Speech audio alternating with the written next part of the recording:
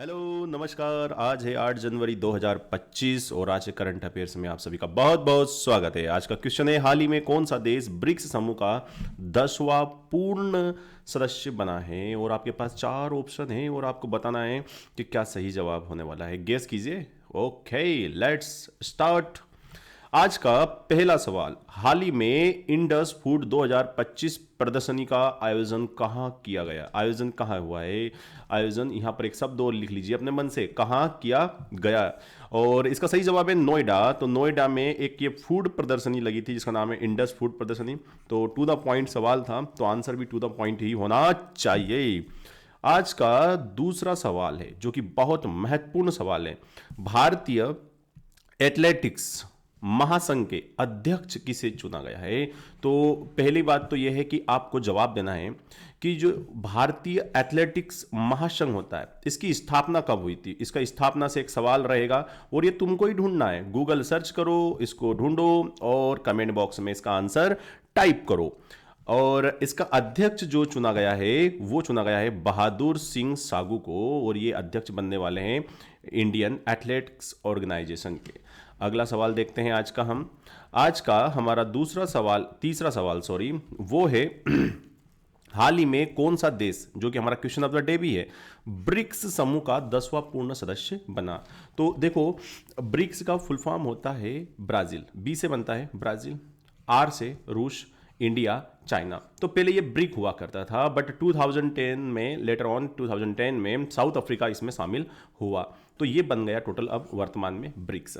अब ब्रिक्स में अभी 10वां पूर्ण सदस्य बना हुआ है। तो 10वां सदस्य इस बार किसको बनाया गया है, इंडोनेशिया को। तो इंडोनेशिया बन चुका है, ठीक है। इसके अलावा आपको क्या करना है, एक सवाल है आपसे ही है, आपको ब्रिक्स, क्योंकि पिछले वाले वीडियो में आप देखोगे तो मैंने ब्रिक्स के बारे में समझाया है आपको। आप बताइए ब्रिक्स की स्थापना कब हुई थी, ठीक है ना। ब्रिक्स की स्थापना कब हुई थी ये बताना है। दूसरा आपको जवाब देना है कि ब्रिक्स का हेडक्वार्टर कहाँ है। तो 2 सवाल है आपसे, ठीक है। और वो स्टूडेंट जो कमेंट करेगा ब्रिक्स के सभी देशों के नाम, उसका नाम लिया जाएगा अगले वीडियो में। यानी कि अगले दिन जो वीडियो आने वाला है उस वीडियो में उस बच्चे का नाम लिया जाएगा जो ब्रिक्स के बारे में सब कुछ कमेंट करेगा, जैसे कि स्थापना, हेडक्वार्टर और साथ ही साथ क्या, ब्रिक्स के सभी मेंबर, साथ में ब्रिक्स बैंक। जिसका कमेंट सबसे अच्छा इंटरेस्टिंग होगा उसका नाम मैं बताऊंगा और उसके कमेंट को मैं क्या करूंगा, अगले वीडियो में शामिल करूंगा। तो अधिक से अधिक कमेंट कीजिए, देख लीजिए किसका नाम आता है, कौन सही जवाब देता है। चलते हैं हम लोग अगले सवाल की ओर। और हमारा अगला सवाल जो है, हाल ही में भारतीय मानक ब्यूरो, जिसे BIS कहा जाता है, ने अपना कौन सा स्थापना दिवस मनाया। तो देखिएगा, आपने कभी ये हॉल मार्किंग वाला निशान देखा होगा, ये वाला कहीं ना कहीं तो देखा होगा, ठीक है। तो ये है ब्यूरो ऑफ इंडियन स्टैंडर्ड, कि ये एक प्रकार का यूं कहें हम कि एक मानक होता है, जो ये जैसे कि अपन लोग ISI मार्क देखते हैं हम लोग। अब हम जब कोई वस्तु खरीदते हैं तो वहां पर ISI मार्क जब भी आता है तो अपन ये सोचते हैं यार ये वस्तु अच्छी है। ISI मार्क है मतलब गवर्नमेंट की किसी एक बॉडी ने इसको अप्रूव किया होगा। तो वैसे ही ये BIS है, ब्यूरो ऑफ इंडियन स्टैंडर्ड, जिसकी स्थापना 1986 में हुई थी। 38 साल पहले इसकी स्थापना 1986 में इसकी स्थापना की गई थी, ब्यूरो ऑफ इंडियन स्टैंडर्ड। अभी देखो क्या है कि ये तो वर्तमान का स्वरूप है इसका, बट ये पहले भी अस्तित्व में आ चुका था। और BIS ने अभी हाल ही में अपना 78वां स्थापना दिवस मनाया है, ये बात याद कीजिएगा। ये जो BIS का वर्तमान स्वरूप है ना, ये एक्ट आया था, BIS एक्ट की तरह इसको नया स्वरूप दिया गया था, ये अलग सवाल है ना एक प्रकार का देखा जाए तो अब, ठीक है। और इसका हेडक्वार्टर कहाँ है BIS का, तो न्यू दिल्ली में है, ठीक है। ओल्ड दिल्ली लिखा है लेकिन दिल्ली दिल्ली है, मतलब पुरानी दिल्ली में है वैसे, ठीक है। एग्जैक्ट जगह है पुरानी दिल्ली। और एक सवाल और आएगा यहाँ पर, मानकः पथ प्रदर्शकः, ये जो पथ प्रदर्शक जो है ये इसका मोट्टो है, ये बात याद रखना है अपने को, ठीक है। तो BIS ने कौन सा स्थापना दिवस मनाया अपना, 78वां स्थापना दिवस मनाया है। अगला सवाल देख लेते हैं आज का अपन, 5वां सवाल जो है हमारे कंप्यूटर स्क्रीन पर जे रहा। किस राज्य द्वारा रायथू भरोसा योजना के अंतर्गत पहले प्रति एकड़ 10,000 रुपये मिलते थे, लेकिन सरकार ने बोला कि यार, उस राज्य की सरकार ने बोला कि अब हम 12,000 देंगे। तो रायथू भरोसा योजना जो है वो तेलंगाना सरकार चलाती है, और इस स्कीम के तहत प्रत्येक एक एकड़ पर किसानों को 12,000 रुपये की सब्सिडी दी जाती है। मतलब सब्सिडी नहीं बोल सकते हैं, मतलब एक प्रकार का ग्रांट दिया जाता है, एड सहायता दी जाती है, जिससे कि किसान जो भी वस्तुएं वगैरह खरीदना हो, खाद बीज वगैरह, वो खरीद सकते हैं। तो बहुत सीधा सा सवाल था। रायतु भरोसा योजना, कभी कभी ऐसी स्टेट वाइज जो अच्छी अच्छी योजनाएं होती है ना, वो सेंटर के एग्जाम में पूछी जाती है। ठीक है, चलिए अगला सवाल देखते हैं हम लोग। हाल ही में केंद्रीय सड़क परिवहन और राजमार्ग मंत्री है नितिन गडकरी। सबको पता है ना, केंद्रीय हमारे सड़क नितिन गडकरी जी हैं, और उन्होंने क्या किया है, सड़क सुरक्षा अभियान 2025 का उद्घाटन किया है। तो आपको ये कमेंट करके बताना है कि वो कहां पर किया है, किस जगह पर किया है, और आपका जवाब आ चुका है कि हाँ सर, वो कहां किया, उन्होंने मुंबई में। तो एक सड़क सुरक्षा अभियान 2025 का इन्होंने शुभारंभ किया है, उद्घाटन किया है, और केंद्रीय सड़क परिवहन राजमार्ग मंत्री जो है हमारे नितिन गडकरी है। चलिए देखते हैं आज का सातवां सवाल। पांचवा कहां से, सातवां होगा। हाल ही में किसने इंग्लैंड के बर्मिंघम में British junior open under 17 singles का खिताब जीता है?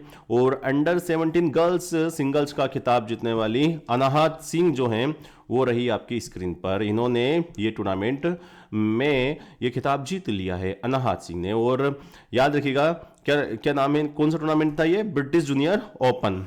ठीक है, जीतने वाली अनाहत सिंह। ठीक है, चलिए आज का 8वां सवाल ये रहा आपकी कंप्यूटर स्क्रीन पर। हाल ही में किरण जाधव, किरण नाम समझकर लड़की समझी क्या, लड़का है सर है ना। तो किरण जाधव ने लक्ष्य कप में 10 मीटर एयर राइफल में कौन सा पदक जीता है? और 4 ऑप्शन है तुम्हारे पास, तो इसका सही जवाब है स्वर्ण पदक जीता है इन्होंने, गोल्ड जीता है। 10 मीटर एयर राइफल में किरण यादव ने कौन सा, लक्ष्य कप है ये कप का नाम है लक्ष्य कप, है ना। ये कभी कभी बहुत इंटरेस्टिंग सवाल बन जाता है। 10 मीटर एयर राइफल में गोल्ड मेडल जीता है किरण जाधव ने। आज का 9वां सवाल बहुत महत्वपूर्ण है। किस केंद्रीय मंत्री ने भारत पोल पोर्टल लॉन्च किया है?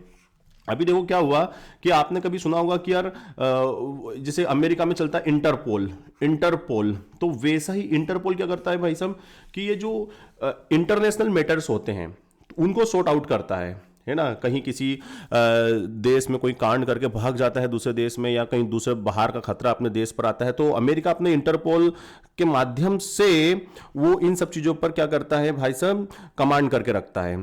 तो वैसा ही हमारे जो केंद्रीय गृह मंत्री हैं अमित शाह, उन्होंने भारत पोल पोर्टल लॉन्च किया है। अब हम भी क्या करेंगे, ये पोर्टल आउट ऑफ इंडिया काम करेगा। आउट ऑफ इंडिया जो भी हमारे देश के बाहर वाली दुश्मन है, या यूं कहें हम कि जो भी इंटरनेशनल मैटर्स होते हैं हमारे, अब देखो हमारी सीबीआई जो होती है भाई साहब, वो सीबीआई इन्वेस्टिगेशन तो करती है सीबीआई, बट सीबीआई कैसी इन्वेस्टिगेशन करती है, उसकी जो लिमिट होती है विद इन कंट्री होती है, वो बाहर नहीं जा सकती है। तो हमने लोगों ने भी क्या बनाया है, अब हमने भारत पोल, जैसे इंटरपोल होता है तो ये बन गया हमारा भारत पोल।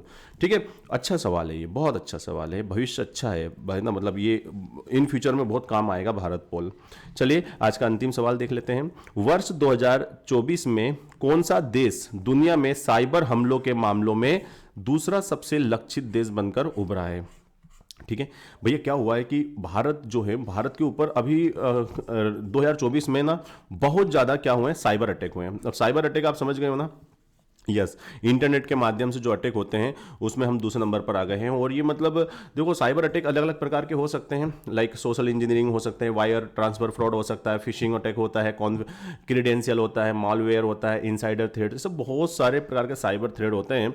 और सबसे ज़्यादा साइबर थ्रेट का सामना करने हुआ है 2024 में, बहुत सारे अटैक किए गए भारत के ऊपर। तो ये छोटा सा और बहुत प्यारा सा सवाल था, और उसका प्यारा सा जवाब मिल जाएगा आपको। तो ये थे 8 जनवरी 2025 के करंट अफेयर्स। आई होप आपको अच्छे लगे होंगे। Thank you very much for the discussion. Have a nice day, bye bye, take care, जय हिंद, जय भारत।